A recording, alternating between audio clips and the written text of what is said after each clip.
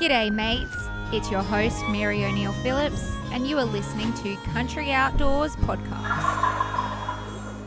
G'day everyone, welcome back to Country Outdoors Podcast. I'm your host Mary O'Neill Phillips and we are coming to you from Chiefs on Broadway in Nashville, Tennessee. Now I'm so pumped for today guys because our guests are not just writing songs about the South, they are living and breathing it. They are avid outdoorsmen, fishermen with millions of streams, and they are paving their own path outside of the Nashville system. Welcome to the show, Charlie Muncaster and Gary Stanton of Muscadine Bloodline. Hey there, man. How are you? Good.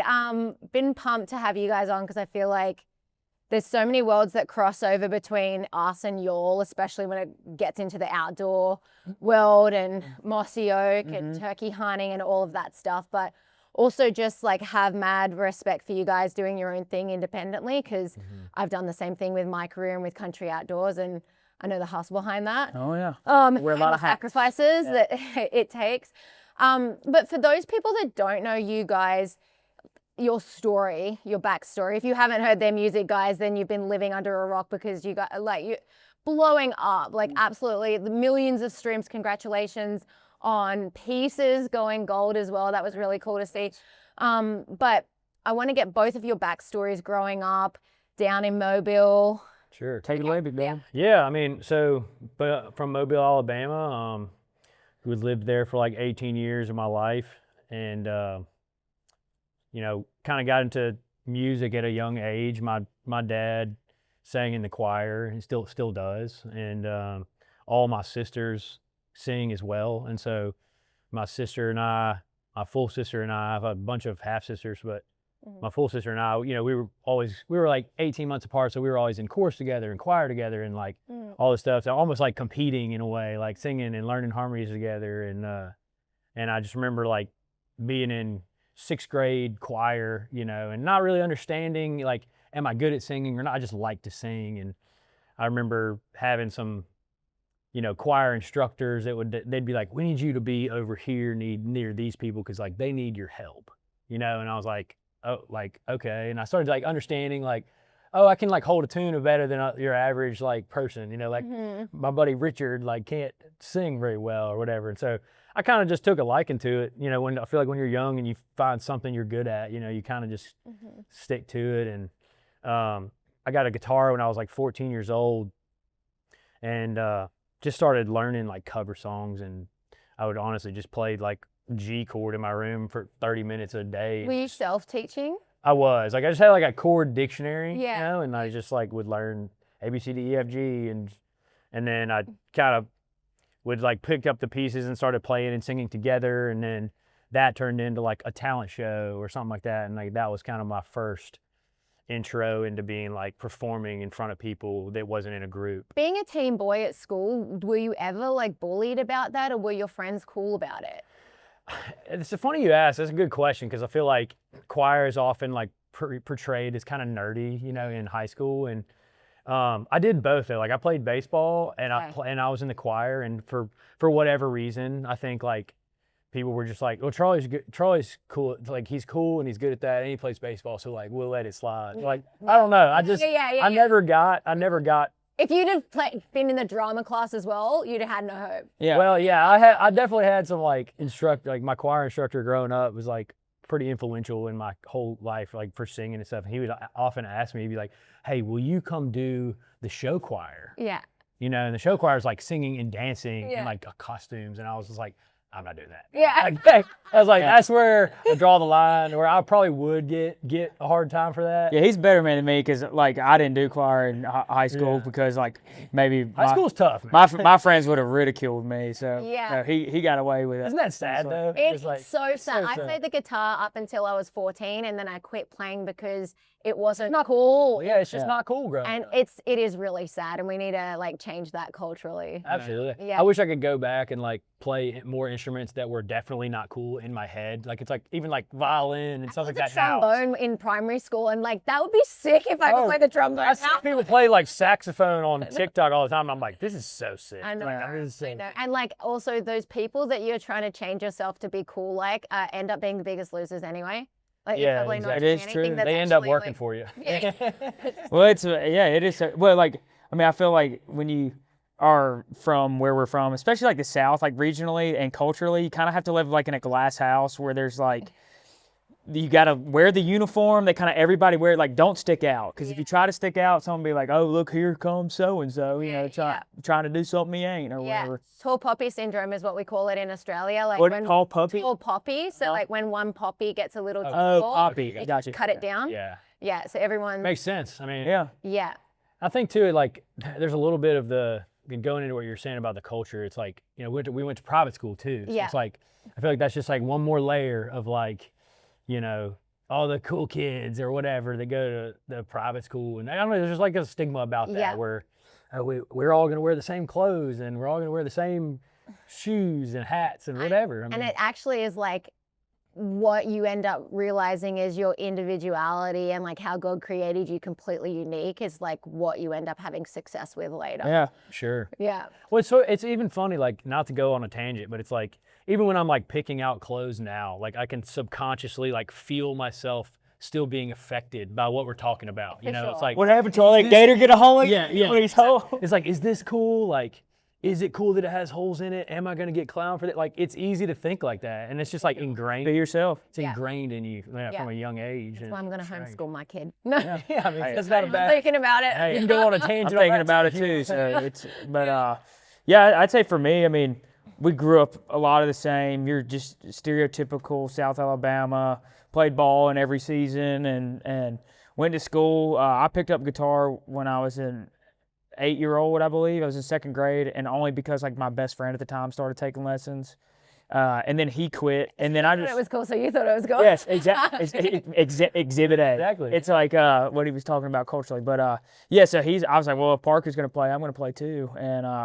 And then he quit a little while afterwards, and I just kind of stuck with it and I had a lesson so every week, and then my teacher kind of started realizing when he's putting songs in front of me that I could sing, and then it became like, hey, why don't you come like do this, you know, and sing this song. And so it's like, honestly, that was really good for me because I kind of got comfortable playing in front of people from a younger age. But you know, not till like middle school was I really like, man, this is something I could see myself doing, you know, as a career. Because I mean, it's not unless you grow up around, you know, a Nashville or a town that has like an infrastructure for music as a career. It's like it's hard to understand. My dad's in the air conditioning business, so it's like well, I mean, if you want to pursue music, like you go right ahead, son. But it's like I don't know nothing about it, and I don't know how I can help you. I'll pray for you, but it's like that's, you know, that's really it. But yeah, kind of same thing. Just like got into high school and then found out girls like guitars, and especially more when you could sing with it. Pretty motivating. And then it was kind of like, okay, well, I really enjoy this, and kind of just I feel like we both kind of started getting like the identity not together, but like separately because we didn't even know each other at the time. And but just being in high school, it's like, oh, here's an opportunity. We're at a bonfire on Friday night. It's like, oh yeah, hey, there's a guitar here. It's like you're like secretly hoping somebody. Yeah, it's like, hey, Gary, go get your guitar. And it's like that's when that kind of changed, where it was like something I kept secret from everybody, and then it's like, oh, they think it's cool that you do this, like, and then it's like. I feel like though right now, because I mean that's like, I don't know how old you guys are, but I'm assuming you're in your like 30s. Yeah. So like I feel like back then that would have been like a weird kind of transition to get to that, but like I feel like right now the kids are like getting it. Like I feel like they're like, yeah, I'm gonna pick up. Well, there's more outlets now. They have TikTok and they have all. We didn't have that. I was like recording on my digital camera and then like uploading it onto Facebook. Did you guys do Musically or any of those things? No, I missed the boat on that. I didn't. We didn't do until we got to like TikTok when we were already a band. Yeah. I mean, we did like on Instagram and stuff. Yeah. Hey, we've been in this game so long. Like it was before you could put videos on IG. Is when we first kind of started. Yeah. Like that was just a picture thing. There was no video. I mean, Vine. Like I feel like we just missed the Vine wave. Like I had a Vine when I was like before Muscadine, but I just had it to like surf. I didn't use it to create. And I thought Vine was like the weirdest thing until I saw what TikTok did, and then people said, yeah, Vine was the old TikTok, and I was like, Yeah. I could have been doing this. Like, Yeah. all my interviews could have been yeah. going somewhere for Yeah. so long, and I'm here like editing them and putting them on a website like an Yeah. old ghost. Yeah, Like, yeah. Right. I mean, it's always easy to look back and be like, well, I wish I could take advantage of that, but Yeah, and then we're going to talk about new things. In 3 years, there's going to be some applications that we're going to have to learn and adapt to, and it's just. I hope it all part of blows up and we can just be live on everything. Yeah, I would love that too. You know, a lot of us grew up with Field and Stream, dreaming about our next cast, our next hunt, and our next outdoor escape. And now you can read the best of outdoor storytelling the way it was meant to be read. Field and Stream is back in print. For a limited time, new members get a bonus journal with their first delivery, and premium members also get a members-only hat. This special offer is only available for a limited time, so join the 1871 Club today and head to fieldandstream.com/1871club. So when did you then start touring individually, or like going out and actually pursuing live shows? And then the two of you met in 2015, was it, or was that when you built the band? No, Yeah. so okay, so it's really hard to nail down exactly, but I think it's around like 2011 is when Gary and I like first met. And where was that? It was down in Mobile, where we're from. Yeah. It was at a bar called Soul Kitchen, and So ironically, where we played our first like Muscadine show in Mobile, I feel like one of our first like headline shows on there. But I had a show down there, and I was playing. This goes to your question, where it was like I started playing and singing to people for money and tips and stuff like that in college. I was like after my freshman year, I dropped out and I was just cutting grass to like make ends meet to go back to college. Like I had full intention to go back, and I started playing like on Tuesday nights at a place, and my buddy worked there, and that's the only reason why I got in there. So it's like all this weird divine intervention that kind of leads you there. And so I just kind of like caught the bug, like I felt the lights and I felt the people singing back, not even my own song, just singing back like cover songs. And like, believe it or not, in those beginning years of you performing, like that is like so special to you to like hear people singing back, no matter what you're singing. And so I just, It's a dopamine hit. it really is like it makes you feel important. It makes you feel special. It makes you feel like you're doing something Sane. for good. Yeah, exactly, a scene. And that was definitely like a big part of it for me. But I was touring. I mean, touring is a loose. Yeah, but And what I'm talking about, touring is a very loose term, because I'm playing in like Auburn, Alabama, and Mobile, Alabama, and Tuscaloosa, Alabama, and Birmingham, and like maybe Atlanta here and there. But it's like, little college gigs and stuff. And we would go back home to Mobile during Christmas because all my friends went to Bama or Auburn. Perfect time for everyone to be back in town. And we did a show at Soul Kitchen. I forget, it was a Charlie Muncaster band. And it was like my cover band. And Gary opened the show. And I think Brad Young, the owner of that club, my mom used to babysit him. And so another like weird divine thing where it's like he was the reason why I got in there, because he knew my mom. And but Gary opened the show for whatever reason. I think he was just, Brad was like, here's a couple local guys, like this guy's from Mobile, grab him or whatever. And I was like, sure.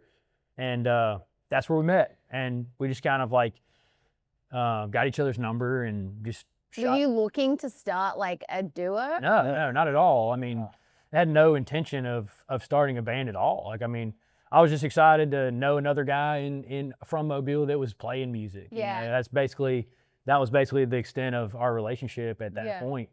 And we just shared each other's numbers. And then I remember there was a point where Gary like when you put out your solo EP, I can't exactly remember what year that was. It was maybe 2013 or something like that. Yeah. And I supported it. I was like, oh, this is cool. Like my buddy Gary, like, cause that's just what we were. And I had a mentor of mine at the time, still a good friend of mine. He told me, because I was like, man, like, and that inspired me. Like, I was like, I want to put out my own stuff, and he was like, dude, you absolutely have to. You can't play other people's songs and be recognized for it, But you were writing your own songs behind the scenes? Loosely. Yeah. I mean, I had probably written 10 songs my whole life at that point. Okay.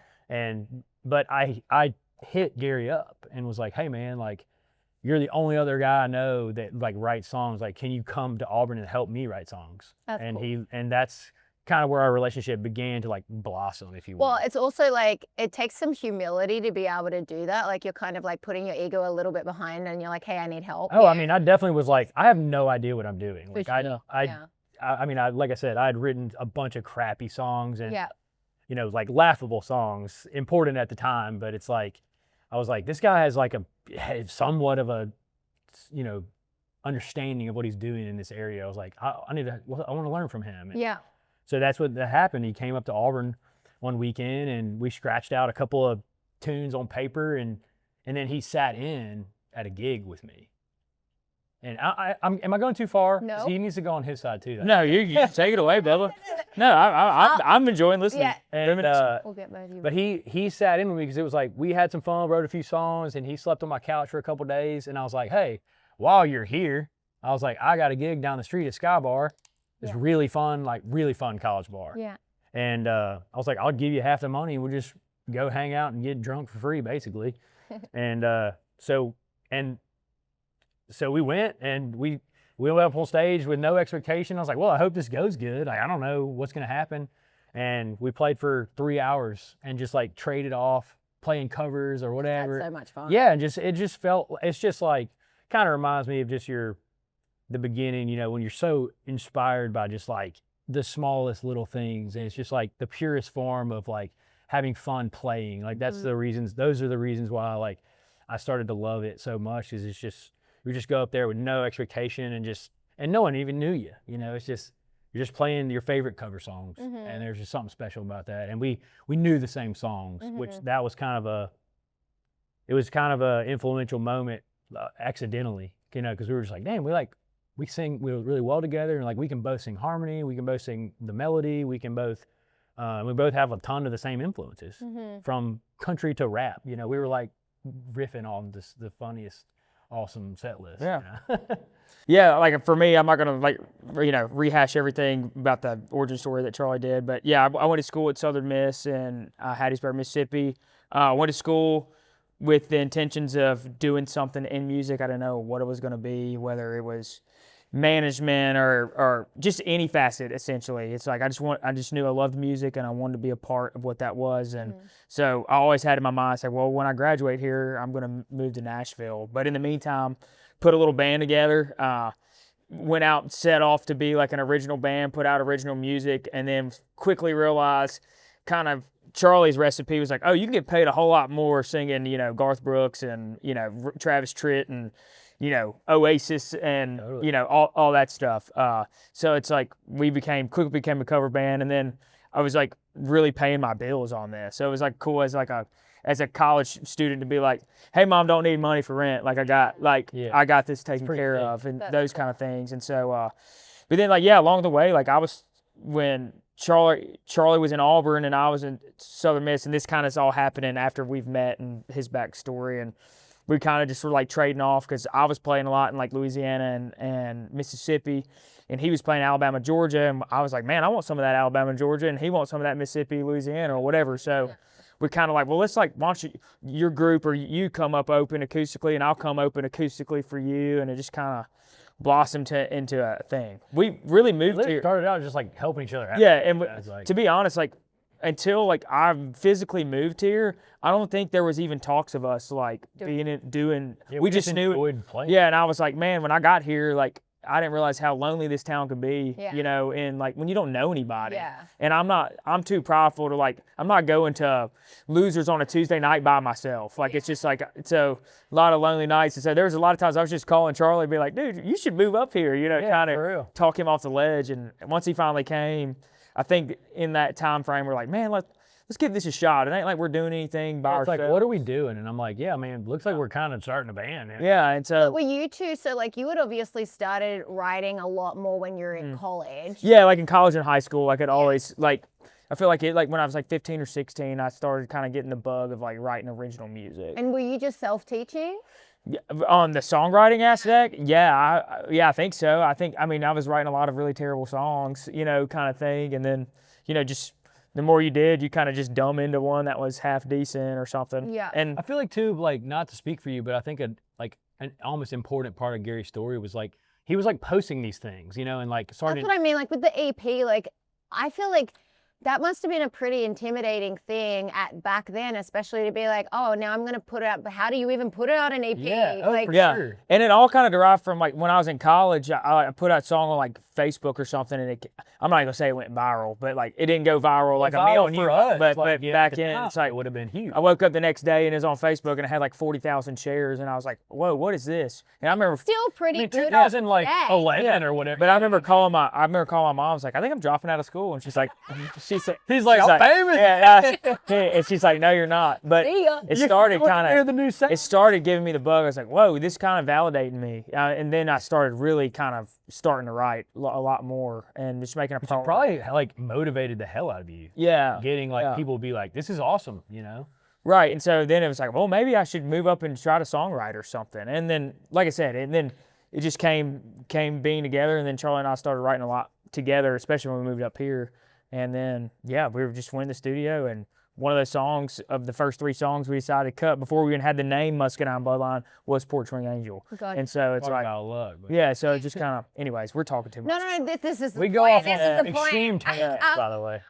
Okay, so your degree, do you think that your degree, like, have you used it now being independent?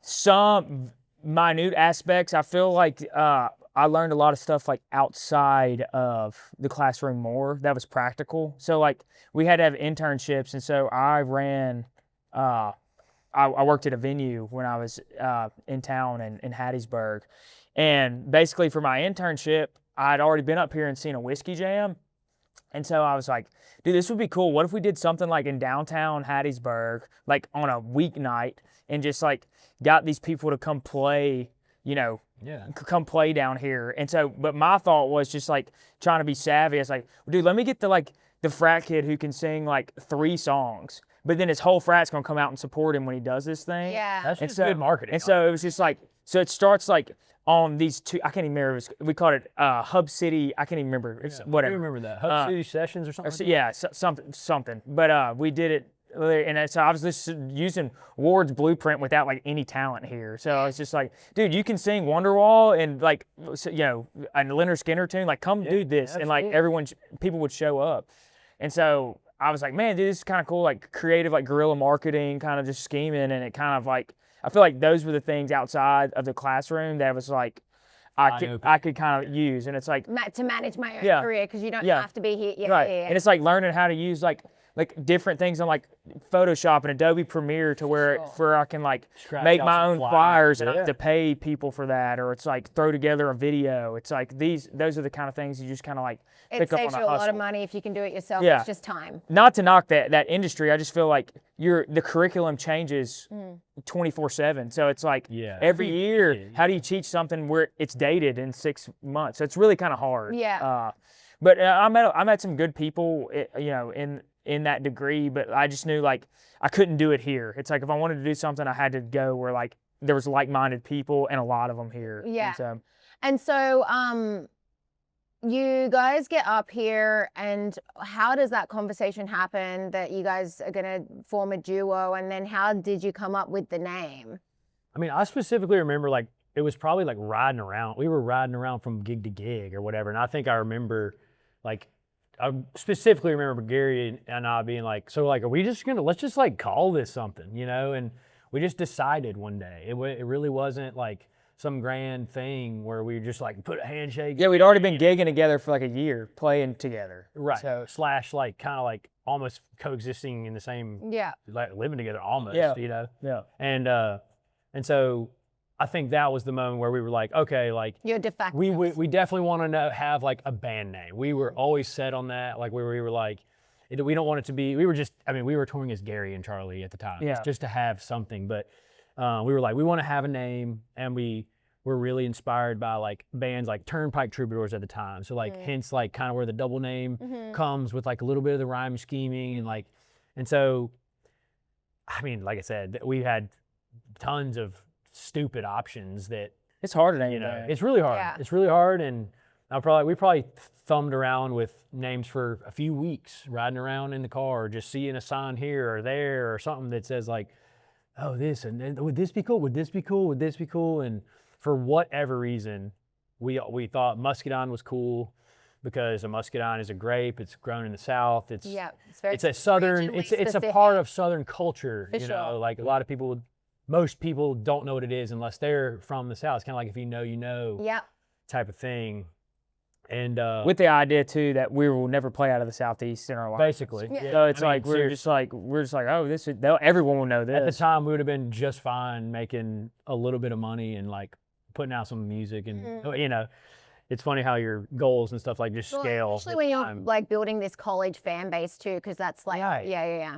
I mean, I didn't even really sure, you could have asked me 10 years ago, like, what's your dream, and I'd have been like, I want to be the next Garth Brooks, and me and hearing that now is like, that's so naive, it's good to shoot high, but it's like, at the time when we built the band, obviously I always believed in what we were doing and what we could do together. People say Garth Brooks, I go straight to where the bodies are. Yeah, true. Where the bodies are. The top cigar. Yeah, we need a new person to insert there. Yeah, Aaron Church. Aaron Church. Yeah. Aaron Church. Way better. But and so I don't know why we landed on Muscadine Bloodline, and once you name one, you can't go back. And I do remember even some telling some of my friends at the time, like, oh, we're gonna name our band this, and almost seeing people be like, what, almost some weird, I've heard parents say this where they're like, I don't want to tell people what we're gonna name our kid because it'll almost sway our opinion. It almost started swaying my opinion a little bit. We're like, dang, I thought it was, I think it's cool. Isn't it cool? And we'll still joke with each other and be like, do you still think it's cool? I'm like, yeah, I still think it's pretty cool. Yeah. All right, guys, I have a confession to make. I have a terrible sense of direction, and it's no wonder I haven't got lost in the woods or eaten by a bear at this stage, but there's a reason for that, and it's because I have Onyx Hunt. Onyx Hunt is incredible. It's an incredible mapping feature, and it has helped me navigate my way out of some pretty sketchy areas using the compass feature. I've been able to get back to my truck. I've been able to drop pins and waypoints to be able to coordinate how to get to A to B, to be able to find that turkey that I saw on the road and knock and get permission. Guys, though, if you really want to know who's a fanatic at dropping pins, it's my husband, Zach. If you look in his phone, he has thousands of these pins. If it was the 1920s, he'd be able to trade them and get some money out of them. But don't take my opinion. Go and download Onyx today and check it out for yourself. Good luck this fall. And then, so the first single that you put out was Push Swing Angel? There was one before. Second. It was the second, but we had saved up enough money to where it was like, okay, we got enough money for 3 songs. Gary fronted the money, by the way. I was broke. Yeah. And we got to town, and he had a little bit of money, and he was just like, hey man, let's record some songs. I'll front the money. Yeah, we got the money for it. And what does that cost, if you don't mind me asking? At the time, I think it was $1,500 for the 3. So it was it was steep for us. Yeah. But we enlisted friends. The guy who still, honestly, he helps produce us today and engineers our records, Ryan Yeomans. I met him on the road with Ray Fulcher because I told Ray, because I had a camera that I could film, like a recap video. Mm-hmm. And I remember when recap videos were. Yeah, but it was so I met Ryan was gigging with Ray, and then Ryan was doing an internship at a studio in town, and so we get to chat, and I was like, yeah, I got my buddy Charlie, he's about to move up, and we kind of want to go in and do some songs, and he's like, well, dude, I got this internship, I'd love to do it, and then so weird. Yeah, and then we got Ray's drummer Tyson at the time, and our buddy Zach Robertson, who he still plays with Craig Morgan now, but he was still living in Auburn, I think at the time, he wasn't even with, and so it's kind of this hey, you play guitar. It's you play guitar, you play drums. You play bass. Yeah, Ryan plays bass. It's let's go record some music. No, and that's cool. But Portrait Angel, was one of those songs that we originally did, and then so what does that look like? You guys actually putting that out, and then how long until there's a turnaround on it just blowing off? I mean, blowing up's a loose term because I feel like it was definitely a slow grind for that song to grow into what it was. But when it came out, blowing up for us was it's charting on iTunes. It got up to in the 40s on iTunes, and for us, we don't even know. Yeah, we don't even know how that happened. I don't. It's just it was a true I'm not even gonna call it viral. I'm really not. I'm a semi-viral moment. It just something. I think it just really caught on locally. Our friends started sharing it, and everyone in town, and it's just kind of I think it started out as like an organic Alabama thing. You guys having that college fan base, like, was it super helpful? I'm sure. Sure, yeah. I'm sure just from people that like had probably seen us all play for 2 or 3 years. Yeah, Being like, oh, like that dude that plays at the bar all the time, or those guys that play at the bar all the time. Like, They actually got a song that's half yeah. decent. Yeah, that's yeah. Exactly. Yeah, I think it was some of that, and it was just the culmination of that, and then the internet of like, wow, people from Texas and Oklahoma and Florida, like all these people are like, man, I dig this song, and that was the first time outside of like friends and family, you know, that we had really felt like, oh wow, people like this song. This is kind of interesting. It's not like, oh, there's just Gary and Charlie doing that thing, that chasing that dream that they're still, you know, trying to chase down or whatever. It's almost kind of equivalent to what I was talking about earlier, where it's like, oh, you're playing cover songs and you feel the lights and you feel the energy. It was like almost the same way in a different sense, where it's like you kind of feel this different type of feedback that you've never felt before of attention or like some sort of notoriety in a way, you know. Makes Probably you justified too, finally, by like people that didn't like believe in you necessarily. You're like, it just gives kind of like a validity to this like validity, stupid dream that you're like trying to sell to everyone in your life that like is so unattainable, you know, in reality. Yeah. And I think that's just another thing that just kept us going. Like it just kept us motivated to keep going. Yeah. At what point did you guys decide that you wanted to stay independent? Because I know that's a whole conversation. I really don't even think it was like a thing that we didn't like wake up one day and we're like, we're doing this independently. Okay. Like we did it. I don't even believe it's still true to this day. It's just like, this is just the reality we live in, and we want to do this for a living. So like, how do we make this work? Yes. We've always lived by like, we've always had a motto of like, let's pretend no one's going to help us. Yeah.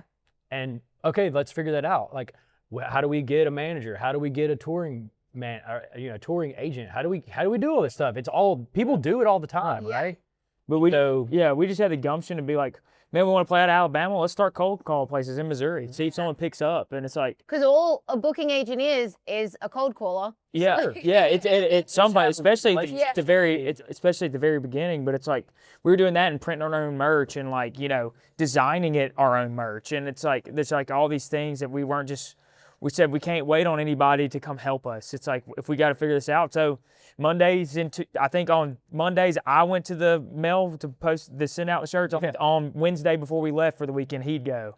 And we'd say, hey guys, sorry, we won't be in town till Monday and we can ship this out again, you know. And the independent thing is like, I think it's such a fun topic that a lot of people are just uneducated on. Yeah. Like I think independence over the years has just taught us so many valuable lessons, and I think maybe that's why we've stayed independent so long, is just because we've learned that what is possible without the help of like massive conglomerates and the real capital that like you can make. Well, and I was gonna, by not splitting it. Right. So especially with your ways. YouTube and stuff like that too. Like, is that completely owned by you guys? Yeah, we own it all. Yeah, that's massive. Everything in our entire career, we own 100% of except 10 songs. So do you know who Aaron Watson is? Yeah. Oh yeah, we love Aaron on the show. Aaron's great. And obviously, like, we had this kind of conversations too. And Those Texas guys. Did he tell you about his time he knocked on Bobby Bones' door? No. Did he tell? Oh yeah. What happened? You'll have to. Yeah, you had to ask him that. It's a great story though. Okay.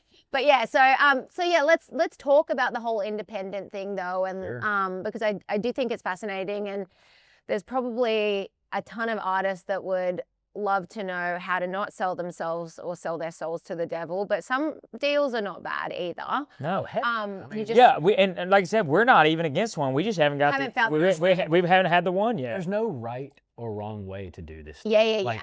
There's no right or wrong way. It changes every day. It's like, I mean, 20 years ago, the deals probably looked a lot different than they do now. Yeah, you know? Yeah, especially with streaming changes and all of that stuff. I mean, so what are the things that for you guys are like we won't like flex on this one. Like, this is what we have to have. I mean, I think like it always starts with creative control, right? And the fear of like, don't want to be told what to do or told what to wear or told what to create, and like, oh, these songs aren't good, like do these songs. I think that's where like it's kind of like almost like a childlike fear, you know. It's like the man, you know, you get told about the big bad record business or whatever, and like I said, it's just like some story that it's not even a story we had built in our head. It's just like we've never had a deal offer. You know, like we've never been approached by a major record label to be like, hey, like we want to sign y'all. You know, We've had one, but I'm saving that story for when I can shoot that silver bullet. yeah. Okay. It's a good one. You know who you are. Oh, I wanna hear this But, right now. When you're ready to tell that though, you're gonna come back on. Sure. And tell it. Sure. But no, I think the reality of it is just we just started to enjoy our process. Yeah. And it was kind of like And less cooks in the kitchen. For sure. it's just like it's Charlie, it's Gary, it's our manager Adam, and it's like we still wake up. We just had a meeting before we got here, and it's like, all right, what are we doing this week? Yeah, and that's like, just how we need to operate. cover it. And it's just like, there's checks and balances of like, okay, let's talk about this. And it's like, It's like we're getting up on Monday, and it's like we both have a list on our phone of crap that we're like, all right, let's cover this. yeah. You know? And so it just takes the gumption to like get up and do. And then it's really just war of attrition. Like we've never approached this as like, this next thing we're about to do is going to change our life. Yeah. And so it's like we've just kept our heads down, keep working, keep writing, keep putting out the best stuff you possibly can. And sometimes a wavelength just hits and it all hits in stride, and then it's something like a Me on You happens. And then you have your first like 500,000 followers overnight. right, and it's just like this thing out of nowhere that you can't even prepare for. But so we were just kind of like, okay, well, I just enjoy this. I enjoy this. We keep it simple, stupid.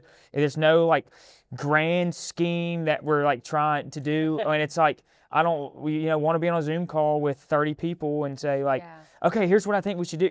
That like overwhelms me. Yeah, that makes me anxious. And it's like, man, like let's just tackle the things we can tackle. And you know what? Reality of it is like some things in this model are just gonna slip through the cracks. Yeah. But we just gotta say like, well, what's priority here? Yeah. And it's like, and then if this thing that's slipping through the cracks, now if the ground breaks from under us and we gotta do, damage control, we'll go in there and we'll fix it. Yeah. But I would think as well, like now that you all are married and starting families and all of this stuff, like also being able to have the freedom to be able to build your own schedules and stuff like that and choose, that's like massive too. Yeah. Yeah. Yeah, I mean, you definitely can't like. I mean, I reminded myself today. Like, I texted Gary and was like, "Hey, like, after this, let's get up." And he was like, "Well, I got the baby." I mean, it's just like the reality. Yeah, but like if you're with a team that are really demanding of you, then like those sacrifices sometimes have to be made that you might maybe regret later. I don't know. Sure, like work is hard sometimes, and like we do have a dream job. We have a 1%er job, but it's still a job. It's still, we're still running a business. I get it. I know it seems like fun, and it is fun, but it's like if you don't turn up, no one else is turning up. Yeah, from the outside looking in, people just see us on whatever we show them, Yeah. and they're like, "Oh, dude, they just have the ball all the time." It's like, no, it's not. It's hard sometimes. I know. I kind of hate that phrase. I mean, the ones people's like, man, if you do what you love every day, you'll never work a day in your life. I think that's bullcrap. Yeah, like it's like there's like I enjoy the hell out of this, but at the same time, it's like it is work. There's still days where you don't want to go to work. Yeah. Like, I mean, Let's talk about that. Like, what are some of the challenges that you guys have had to overcome so far?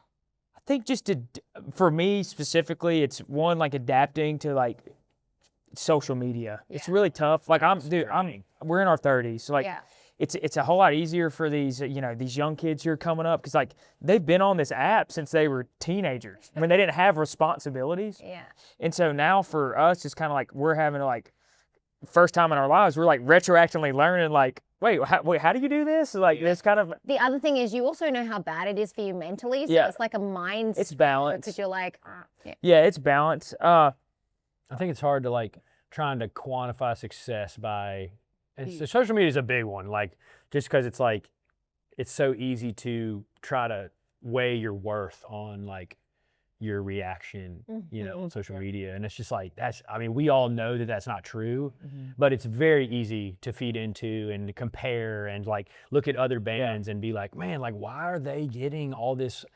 I'm sure you do the same thing with podcasts sometimes where you're just like, why can't we get to the next level? Like this podcast is not as good, like it's just, and those are silly talks to have with yourself, but they're real. Like sometimes you just have to wrestle with that stuff. 100%. Yeah. Comparison is a thief of joy. Yeah. Just about. Social media is a big one, though, I will say. And it's a love-hate game because, like, you can build a great community on there, but then also, like, I think the thing that I struggle with is that I know now that it's, like, the toxicness of constant comparison and, like, the mind game that is played through media programming and all of that stuff. It's just like It's rigged against you. Yeah. Like, I mean, Yeah, and I think too, I mean, the reality of it is, it's like the independent model is the minor leagues and the major model is the major leagues. But we live in this kind of world where we're over here just playing banana ball, like the Savannah Bananas.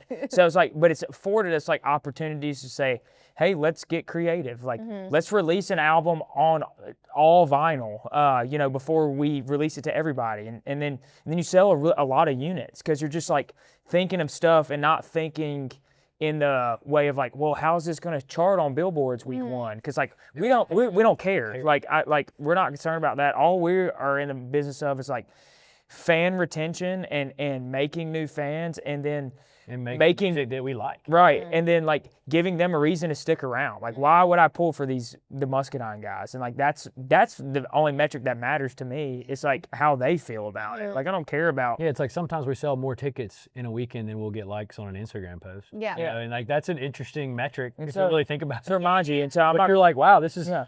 cool. So I'm not going to sit here and compare myself to the guy who's like just kind of came in the game a year ago, and it's like that's just his race, and we're running ours, and I'm content, and Charlie's So true. content, but I'm also like we're driven. So I think that's a good recipe to like get some stuff done. It's like stuff. And there's ebbs and flows. Like there's For plenty sure. of times where you're like, oh, I'm kicking ass, motivated, like let's get it. And there's sometimes where you just get down on it all. Just like, man, this is hard, you know? Yeah. Yeah. It's like with hunting. Sometimes you feel like a stud, and then sometimes you feel like a big fat loser. Absolutely. Yeah. Same thing with hunting, fishing, everything. Yeah. Yeah, sometimes you Yeah, don't we catch do. nothing, and sometimes you catch them all. yeah. I want to talk about Longleaf Lo-Fi, and you guys produced. I mean, I guess writing it at the Quail Farm, was that right? Or like, what happened there? That's cool. No, we had written everything prior.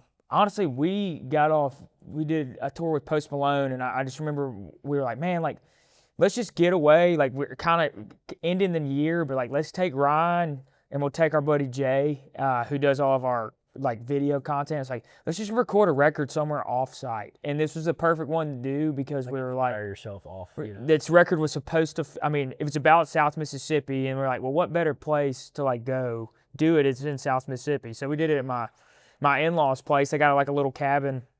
My father-in-law raises quail and used to do like bird hunts and stuff out there. And so he's got this like little cabin where his guests would come stay. And I've always just like, every time I go there, I always like take a guitar in there and just like, I get really inspired in that room. It's a cool room. And so we were like, man, let's just take it down and like be at the liberty and the mercy of this room, and let's make a record here. I remember Ryan, the guy that we work with, it was like, hey, what, does it sound good in there? I was like, before nah, I we got go, no and he's clue. like, Gary was like, no, but I don't really know, but like I think it'd be cool to just go and try it anyway. Yeah. Yeah. And then we get there and there's I can't even say fluorescent. It's like lights that are buzzing in the fridge. You know, we're having to unplug it in between takes just to make sure all the food in there like doesn't get spoiled.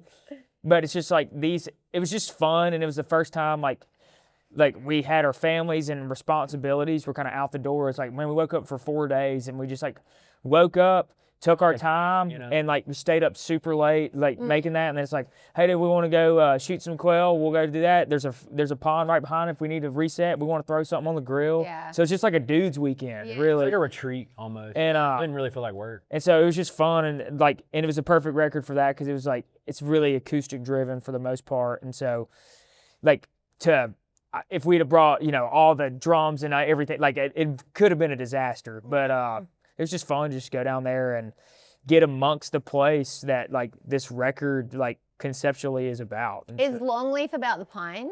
yeah, it's the Yeah. pines that are Yeah. down there. Like you have loblollies and longleaf pines like down there are the kind of like predominant, like that's like You see the, it on side. yeah, the one that's like the cash cow one. Like loblollies, there's like that's like trash pines, Yeah. but they call, you know, the stretch of, you know, Mississippi from like where my wife's from and almost where Charlie's from is the Pine Belt of Mississippi. And so we're like, well, that like we're doing this here in the Pine Belt. What would be cool? And then it's like this record is kind of this like low key thing. So we're like, oh, Longleaf Lo-Fi, like that would be just like a That's cool name. And I think too, like we had started realizing that we want to be more like immersive in the experience, like Yeah. to show the fan, like, and I think that was another thing that was kind of happening as well, to where that was another piece of it where it was like, man, like this would be even cooler part of the story. Like, let's take the fan, let's do it. Bring them into our world. Yeah, absolutely. Yeah, I love that. Let's talk about hunting because obviously I first got, I think, I had heard your music, but I think I first got introduced to you through Dylan Marlowe. Oh yeah. Great dude. And then obviously all the Mossy Oak guys and stuff like that. I want to hear like both of your stories with like getting into hunting and Yeah. you know, obviously it's spring now when this is coming out, so turkey hunting and plans for Right around the spring corner. and stuff. Yeah. we're pumped. But obviously growing up in Mobile, I'm sure fishing was a massive part of y'all's life, and then obviously turkey hunting in the South is just like Yeah, I'll tell you what. Like surprisingly, I was late to the turkey hunting thing. I think you kind of grow up. You know, when you can't drive, you're kind of at the liberty of like what your parents want to do. Like your dad does. Or Right. And my dad liked to fish, and being from the Gulf Coast, like kind of fishing, and especially in spring, like fishing's king in Mobile. yeah.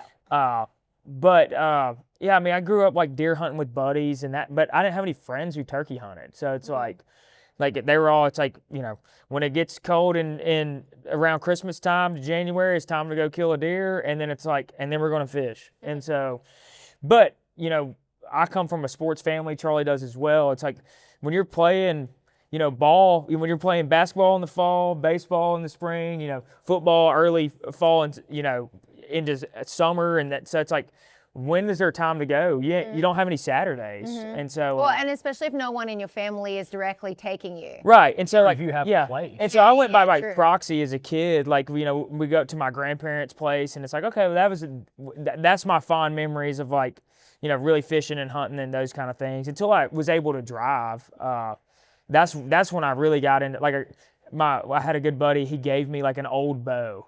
And so that was something I could shoot living in a neighborhood in my backyard, and like no one's gonna like freak out or call the cops. So so I started, you know, shooting, and I was like, man, dude, I want to kill a deer with a bow. And so then I killed like my first buck with the first buck I killed with a bow when I think I was 16. And so it's just kind of like, well, then that kind of thing was like, oh, dude, like getting one in like close quarters and doing that and learning that whole art was like so fun to me. So then for the next 6 years, like I never went hunting with a rifle or anything. He's like, I just want to go with the bow. But I didn't start turkey hunting until I was in college. And how did that happen? The turkey hunting thing? Well, then I went to college in Mississippi, and all these Mississippi boys just love to turkey hunt. So like, what's this about? Yeah. So I had a couple fraternity brothers and stuff, you know, take me, but it honestly didn't sink its teeth into me real bad, honestly, till about 2019, 2020, COVID, I would say, because But I remember right before COVID, I remember you kind of like decided. Yeah. You were like, I'm about to start turkey hunting. yeah, And I remember he started kind of like immersing himself in the podcasting and just getting in, like really reading kind of the prepping his books, mind on, you know what I mean? and that kind of thing. But yeah, so quite frankly, Had it's you like, read The Spring Legion? Is that like how? Yeah, Tell well- me how you got connected with them as well in this. well, I'll tell you exactly how we did. We were playing a show in Jackson, Mississippi, and I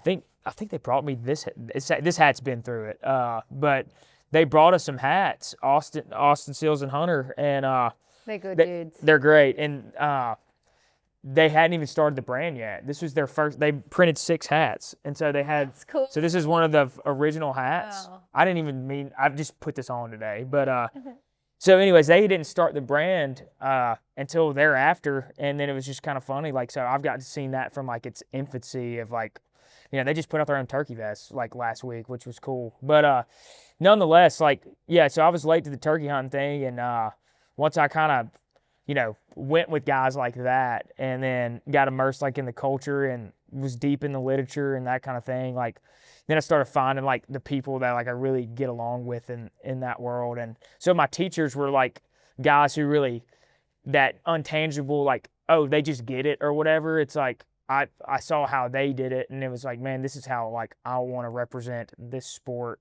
And so yeah, then I just was like head deep in it. But now I'm taking buddies, and you know, I take guys from our crew. Charlie and I, we're good for a turkey hunt a year. Like, he's gonna kill him a turkey a year. He might kill. I mean, during COVID, I think he killed 2 or 3 too. So it's kind of like, but everybody was turkey hunting. There wasn't nothing to do during the beginning of the pandemic. Yeah, I was talking about that with Megan Patrick, and how like the turkey populations in Tennessee, I think, took a big hit during COVID, Oh, and yeah, they're just sure. starting to come back Yeah. right now. Yeah, oh yeah, yeah. You're seeing it. I think that I mean, tenfold hat. I think everyone's good for like the first weekend, but like hunting out on public land and stuff, I've noticed that like the trend is like Yeah. of like, because that first year is like you're going anywhere, like there's going to be a truck at a gate or Yeah. whatever, because everyone's off work. So you know, Do you think that like it's the Mossy Oak culture is such an interesting thing as well, but I feel like, and I don't want to speak for you guys, but I feel like the cult following that they kind of have, and like the feeling that brand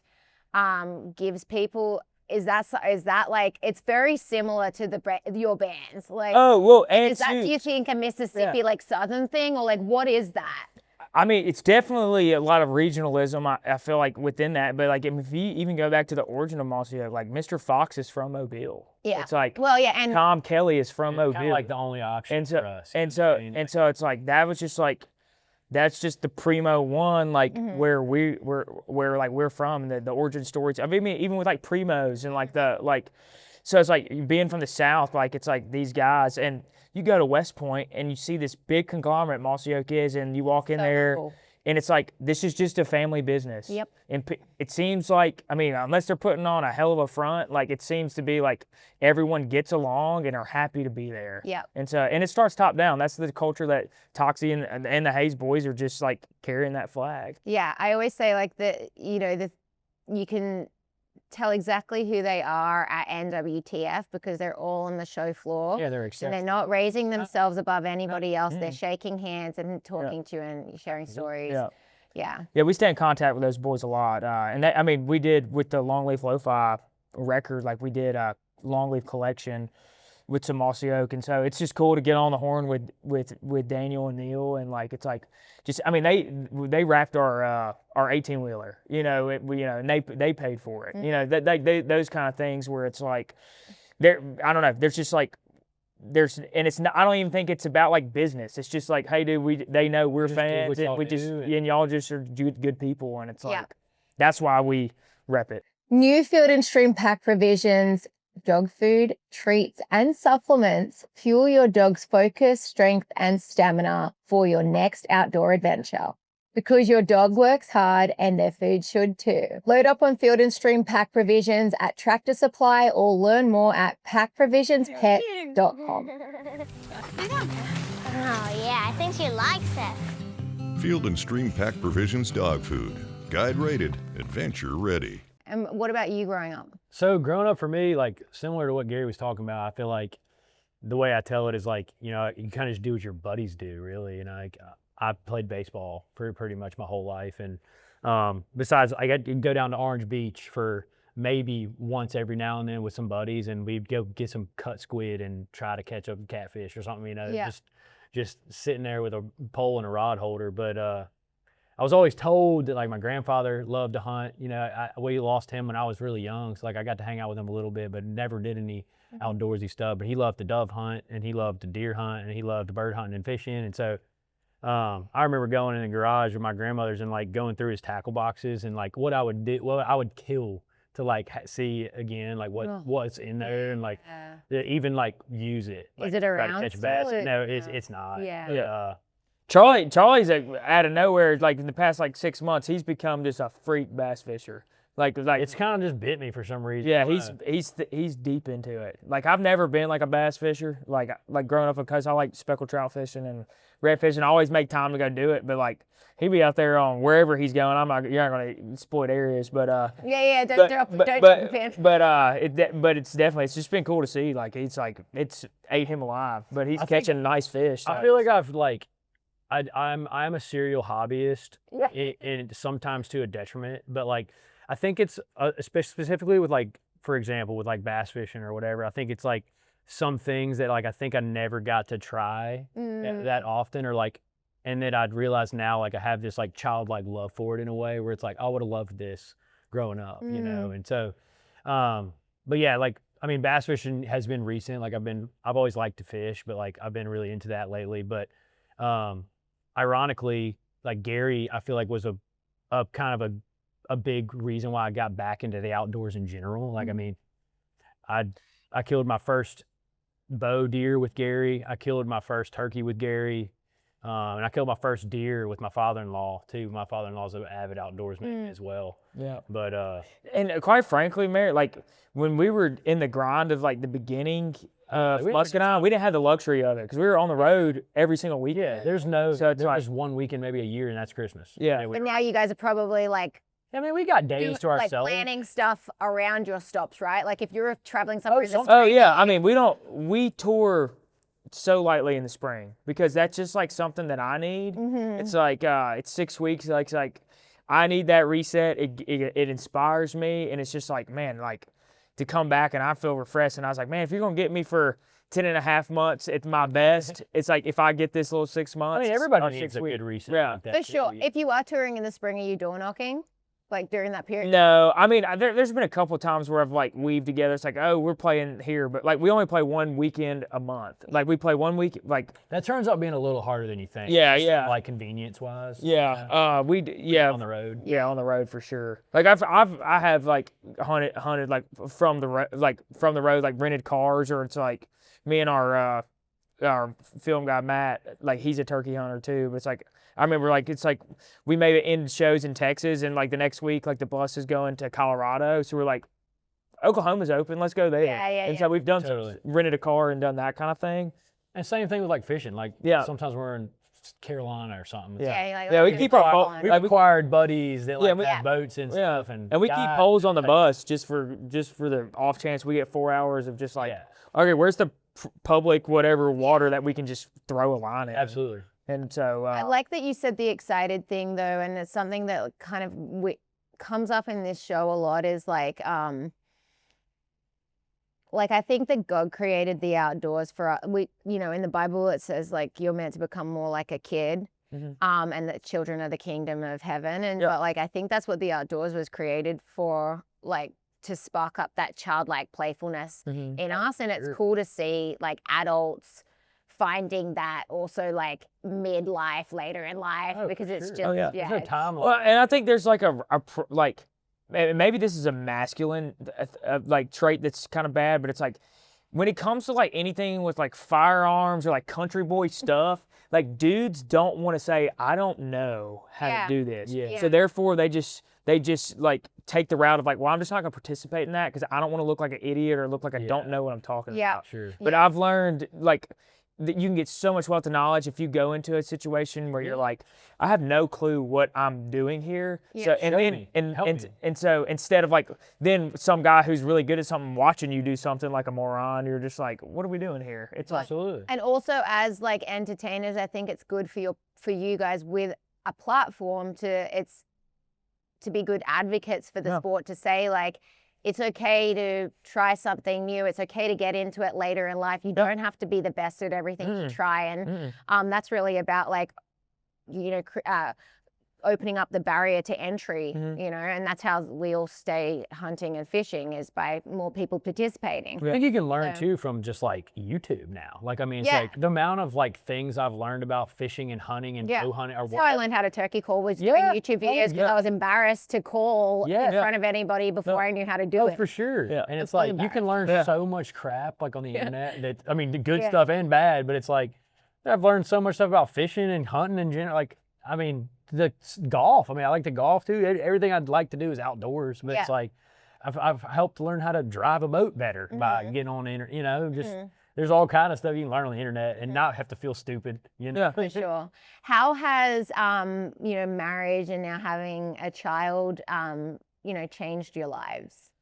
well, definitely for the better. Yeah. I mean, just a woman's touch in anybody's life is just better. But I mean, with the kid, it's just unlocked another level of love that I didn't know I was capable of, especially like with a little girl. Like, and so I grew up in an all boy family, and so like parents great, definitely like disciplinary, and so it's like I kind of felt like, man, if I'm gonna have boys, like this is all I know. God gave you what you needed. And so it's and he did, like, because between Charlie and I'm like the pessimistic, high strung. Charlie's like let's go have fun, everything's gonna be okay kind of thing. Yeah. So it's a good yin and yang thing. But when I had that girl, I was like, oh man, dude, that's just like I'm just a softie now. And so it's like, so it's great. And then just having someone to like really come home to, and then too, it's like someone that I can like lean on, and and talk about things that it's like maybe it's I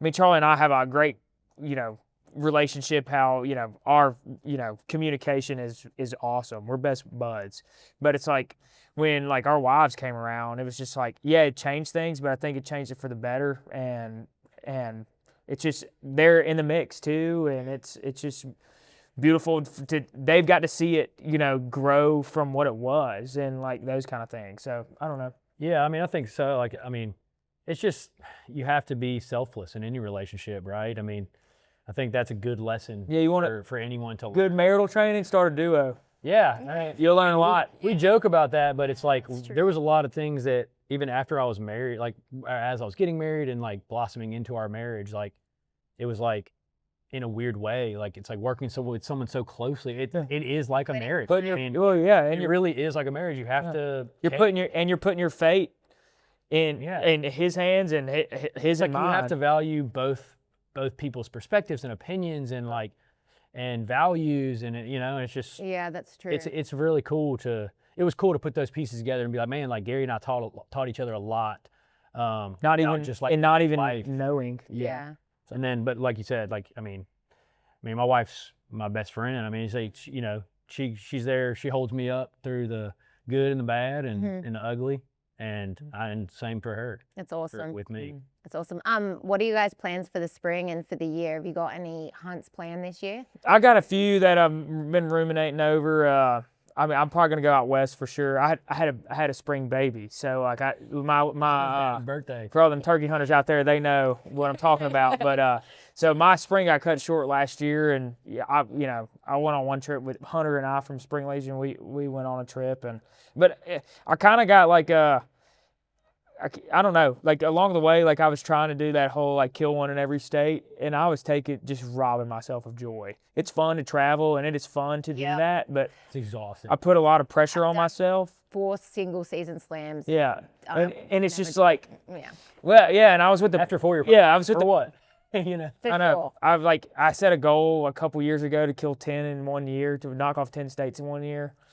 And like, it's also like you're just flexing on your own ego. Probably and right. Like reflect, and you're like, I'm an idiot. Yeah, no. The thing is like, there's no trophy at the end of this. No. It's just like I mean, I'm all for like personal. Like, hey, you want to like go try something hard and accomplish something? I'm for it. But sure. Even last year, like having a kid, I mean, definitely like. Now it changes everything, because like I can't just pick up and go, like I used to. I mean, even before like I was married. Like before I was married, I could, it's like I was going wherever, whenever I wanted. But I think when it came, I've kind of realized over last year, I was like, man, like I enjoyed like just hunting around the house. That's what I was going to ask you. If friends. You guys have spots at home, or have you got a farm yet? I don't have anything that I own or whatever. Plan. Yeah, inevitably. And I mean, my goal to my wife and I is to eventually move back to Mississippi and get closer to home. You got that Tupelo flight, which I've been doing, and it's really like, it's not, well, you guys, it would probably we'd be Mobile or New Orleans or something like that. It's on down there. But no, I mean, we definitely, I mean, my wife and I just closed on a place that has a little acreage and stuff like that. So that's been exciting. I mean, it's not like huntable acreage, like that kind of thing, but you can breathe. Yeah, 100%. So it's like compared to like being in town, right? Yeah. And so it's like, sure. Like I can shoot a rifle in the backyard, and there's not going to be an HOA calling me, that kind of thing. Yeah. But it's that big. But no, we have some spots, but honestly, I hunt a lot of public land. I like the challenge, and it's like something to me. I think it's really cool to like when you put that plan together, and with travels and that sort. Like I hunt, like when I go, travel. Unless I got a hookup, like if someone's got some private land they're offering whatever to go hunt, whatever, they put something together, I'm more than down to be their huckleberry. I don't care. Like turkeys are turkeys, but like I'm okay with like. I like camping in the truck, and it's like being mobile and being like, hey, I'm gonna go to Ohio. Okay, let me get on X or HuntWise, whatever. Sometimes going by yourself is awesome. Oh, I really prefer it. I love taking friends around the house, but like going on trips, it's like I don't. Your time. Yeah, I like being alone, and restorative, And too, just like going to try, trying something new. It's like, let's go to some place. And when it comes together, it's like, man, that's like really rewarding. But yeah, I got a couple of spots in town that like I take when like friends are coming here and they're like, man, I've never killed one in Tennessee. And it's like, well, I got a place. Like, and I save those for like those kind of things. But it's like, I don't mind bumming out and driving. I like the getting up 3 hours early and going to find some public land that like I've done my homework on and those kind of things. And then when it comes together and you're like, wow, dude, like everyone in this whole state who is a license, you know, has a license here, had the opportunity to get this turkey. And it's like, but like you were the one that like God willed that to all come together. Yeah, and so I appreciate that. And I know like now it's like, the odds of that turkey becoming a 3-year-old turkey, it's like in its lifespan, it's like what that sucker's been through. Yeah. It's like I get that now. And yeah. So I've kind of lost like I've gotten through the point, we talk about this in fishing, right? It's like first when you start fishing, you want to catch fish. Then you start catching fish, you want to catch a lot of fish. And then your next thing is you want to catch fish on how you want to catch it. Exactly. And then you want those things. And so. And then it repeats. I'm kind of at the point where I'm like, I don't care like if like, I don't have to like kill, you know, I'm not bloodthirsty. It's like, oh man, I just want to kill all the turkeys. Yeah. It's like it's more mad at them. Now I'm still mad at them. Like I love when it comes together, and I'll do my hardest. But it's like I'm okay with like less chest thumping. Yeah, I'm okay. It's like I ain't got a picture to post on social media. That's okay. This is for me anyway. Yeah. So it's like learning that. I think I'm at that point of the turkey hunt. I just enjoy doing it, and it's like probably just in life and anyway, it's like maturity and you know getting married, having a family, and all of that. It's like Since 1973, the National Wild Turkey Federation has been working tirelessly to conserve the wild turkey and to preserve our hunting heritage. Today, the need for hunters to get involved is just as important as the wild turkey is facing declines, and the continuation of our outdoor pursuits are at risk in many parts of the country. Visit nwtf.org and join for just $35 to leave a lasting legacy that will help conserve wildlife and unite a nation through life-changing power of the outdoors. For me, like I don't have any like big trips or anything. Luckily for me, like with bass fishing or playing golf, like you don't tag out. And you can golf courses are everywhere. Yeah, exactly. Like I can play in Middle Tennessee or whatever, easy and be home. And I mean, like go have a couple bachelor parties or whatever. If I go on a trip, anytime I go on a trip or something, I'll throw my clubs in the car with my wife and. Oh, she plays too. No, but she'll ride. She's a champagne drinker. Yeah, she'll drink champagne and make me let her drive the car. Yeah, so. But she's cool. So anytime we go somewhere cool like that, I'll bring a fishing pole and my golf clubs and can kind of do that stuff anywhere. You know, which is nice. And then what are plans for touring this year? Well, we just started our Longleaf Lo-Fi tour last week in North Carolina, and it kind of blew me away for real. Like I had no expectations because this tour we're doing like this like MTV Unplugged style full band. And the setup of the stage is like it looks like a cabin. So it's like it's kind of ironically the most production we've ever had in like playing the most chill show we've ever played. Right. Yeah. So it's fun, but it's like all seated theaters across the Southeast, and so it's just been really honestly it was fun because I had no expectations because we'd never done anything like this in the 10 years of doing it, and it's kind of challenged us to like. Strip down. That, and two, it's like, okay, like, let's tell the stories about this song, and let's... being more vulnerable. Yeah, and it's given us a moment to be like, you know, we've never told the 10-year story of Muscadine, so we kind of, like, take them on a journey through, like, song, and kind of give them, like, the timeline. So, I don't know, it's been cool, and so it's like, we're just so used to being like, hey, we're Muscadine Bloodline, play for 90 minutes, and say, hey, we're Muscadine Bloodline, have a good night. You don't realize how hard it is to, like, dig deep and, like, tell a hard story about, oh, this song or whatever, and this song and this song. And it's kind of emotional, like, more emotional. I find myself, like, almost, like, choking up. Yeah. Give it to people. I think, like, you're seeing it right now with this 2016's trend. Like, people are craving nostalgia right now. They're craving feeling something. I think that we're going to see a lot of this, like, instant, really nonsense content like move away, and people are going to be leaning into like feeling and storytelling. I feel like, I mean, one thing I've learned is like, and I don't like to be vulnerable, right? I'm a man. So like a lot of times, man's man. Yeah, it's a toxic trait that I think most men have. Some women have too, but it's like, what I've learned is, it's like when you are being vulnerable, then you're being your most authentic self. It's actually super masculine. Yeah. Without being like a sissy about it. Right. It's very Yeah, I mean, it masculine sounds to corny. show. It really does sound corny, Yeah. but it's like when you're being vulnerable, I know it's an uncomfortable place to be, but you're truly being your authentic self, Mm-hmm. you know, and when you're running from that feeling, you're abandoning yourself. Yeah. So for me, it causes problems when I'm trying to run away from my feelings, you know what I mean? Yeah, Yeah. that's good stuff. But it's been cool. So yeah, we're doing that, and we'll wrap that up in the I guess In March. Yeah. oh, it's and a it- quick tour. Yeah, Yeah, honestly, few it's just a dates. few days. It's only 8. That Well, we're, Touring all theaters, year. theaters, We'll still be right? touring a Yeah, lot. yeah, they're all theaters. We just didn't want to honestly like sink our teeth into something and be like, we're doing 30 dates of this until we knew what we were doing. And turkey We season. wanted to Right? try, Yeah, it is. we Yeah. wanted to try it out, man. Yeah. And we will definitely do it again. Yeah, it's something like after only 1 week into it, I genuinely it was like kind of like some of the most fun I've ever had because it was loose and like So cool. there was mistakes that happened and like it was so like forgiving because It feels like a bar gig almost. Yeah. You know, Yeah. like it just feels like that old very school, relaxed. like, oh, let's figure it out together. You Yeah. know? and it's just funny and we tell jokes and I don't know, it's cool.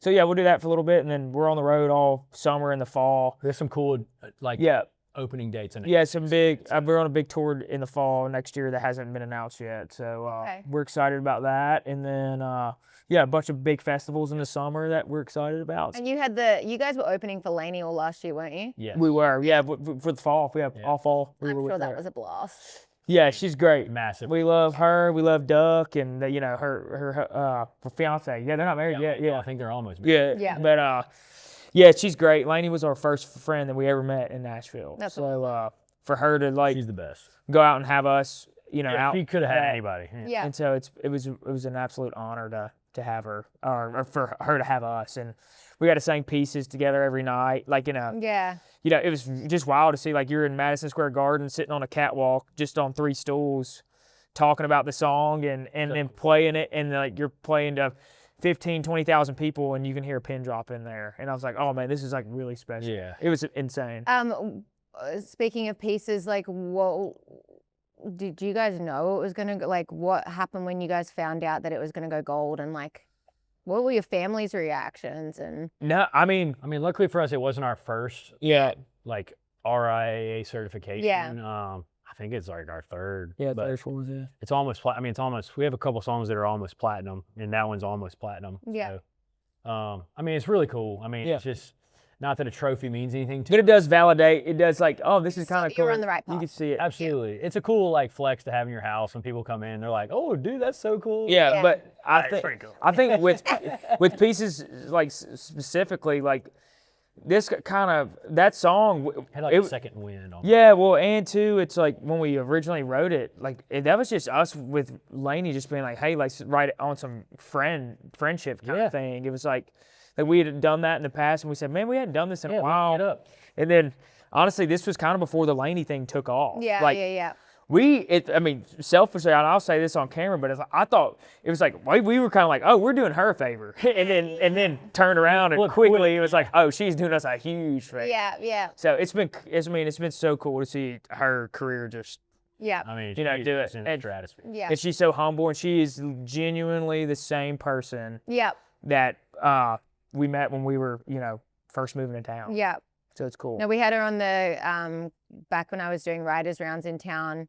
We had her on the writers round with Megan and Ashland, Uh-huh. and I think Things a Man Ought to Know went #1 like a month after that, and I was like, that'll never happen again. Yeah. No, that's funny. Yeah, it kind of just, Changes, yeah. yeah. I've got a couple questions here for Okay. you guys to answer. Oh gosh, let me get deep in there. Oh, I'm You going scared. first? I can. Oh, that's cool. Bucket list hunt/adventure. I'll be honest. My wife and I lately have been talking about how we really want to do like the Africa safari thing. I don't even have to hunt or anything. I just think it'd be really cool. He better. If he goes all the way over there, he better. I think it would be cool though to just experience that. For sure. And just go. She really wants to do the Sunsets in safari. like She wants to yeah. hang with the elephants and Yeah. I think that would be pretty cool. Yeah, I think it would be sick It's to like a wake up once and in a have your morning lifetime. coffee with a giraffe coming in and Yeah. Oh my gosh. and then It would be shoot insane. it, but Yeah. Yeah, exactly. And then rip a 10 gauge at it. No. Mine was an outdoor tradition you love. So mine, this is, I mean, maybe your discretion. I don't smoke cigarettes, but when I do smoke cigarettes, it's always after I carry a carton of Marlboro Reds in my turkey vest. One reason. And so it's just like every time I get to like fortunate enough to like kill a turkey, I'm like, I'm gonna smoke a cigarette, and I just sit there, hang him up, and I just look at him and I enjoy him. And if I'm hunting with somebody, we talk about it or whatever. But that's one that's like, I don't know. I don't know why. It kind of started as a joke, I think, like in 2020 or whatever, and then it's just kind of been a thing. And so like I can't hunt without a pack in my, like if I don't, like I'll walk back to the truck if we've already walked a half mile and be like, hold on, wait, I forgot something. And it's like, It's almost like a part of the luck too. yeah, it's kind of just like that kind of thing. Like I keep things in there that I just like don't, you know, that I'm like I gotta have it, even though I'm probably not gonna use it. It's just like a part. It's a part of this whole Part of the thing. equipment belt. Yeah. So I think this is like actually the reason why you stopped doing the single season slam, because you couldn't sing anymore. Yeah, that's probably what it was. Like- yeah, I know. Yeah, my wife sees it every time. She's like, oh my gosh. Oh, here's some more. Okay. Yeah. I love those like pre-hunt or after-hunt traditions though. Some Yeah. people, it's like wild turkey shot or like Yeah, the yeah. cigar thing. Yeah. Jason Hart, I don't know if you know Jason Hart. We know Jason Hart. So he does have you seen, he takes the rocks out of the stomach. Oh, And it's the coolest thing. Like I hadn't seen it before, but the rocks that are in the stomach of a wild turkey are all multicolored from like all the pepper. I got a little vial of them So cool. Yeah. And so he collects like all out of the those. gizzard and stuff like that. Crack it up. Yeah, that is kind of cool. Yeah. Okay, what was that? It says a challenging time you've overcome. Yep. Wow, you really want to get into it, huh? Let's do it. I mean, for me, like I think the one it's probably the most important one to me was I quit drinking like 7 years ago, and you know, after that I kind of realized, I mean, that really wasn't even the challenging part. I think it was afterwards when I realized, like, you started realizing you're trying to heal all the things you're running from and whatever, and that was for me. I mean, I'm still, you know, I feel like you never really figured it all out, but I'm still working on that too. What did you lean on during that time, like to get through it? Did you go to like AA or anything? No, or? I just went straight cold turkey and quit, and I just was just extremely vulnerable with like my people around me, and I was just like, hey, like, the day I quit, I just said, hey, like, I'm gonna try to quit drinking. Like, please don't offer me anything. And luckily, I never struggled with like picking it back up or anything. You know, sure, there's days where I'm like, it'd be cool to be drunk on the beach with my buddies or whatever, or maybe Italy with my wife. But it's best that I don't. You know, I was a little too wild. Yeah. A fun guy. Yeah. It was fun. Thanks for sharing that. It was fun. Yeah, you're welcome. Man, mine is, what do you want to be remembered for?